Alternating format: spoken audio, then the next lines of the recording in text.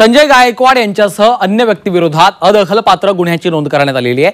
संजय गायकवाड यांच्या विरोधात गुन्हा दाखल करण्यात आलाय। कॅन्टीन चालक मारहाण प्रकरणी हा गुन्हा दाखल झालेला आहे। आमदार निवासातील कॅन्टीन चालकाला मारहाण केल्याप्रकरणी आमदार संजय गायकवाड यांच्या विरोधात अखेर गुन्हा दाखल झालेला आहे। संजय गायकवाड यांच्यावर अदखलपात्र गुन्हा दाखल करण्यात आला।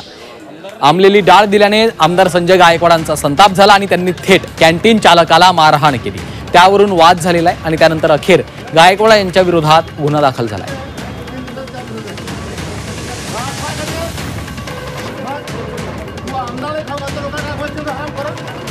दरम्यान या संदर्भात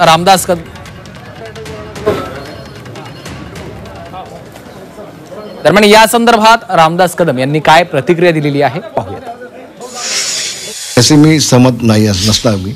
आपण त्याची अहमदाबाद आपण लेखी कंप्लेंट केली पाहिजे, तक्रार केली पाहिजे, कॅन्टीन बदलली पाहिजे, त्या कॅन्टीनवरती जो कोण मालक असेल त्याच्यावरती गुन्हा दाखल झाला पाहिजे।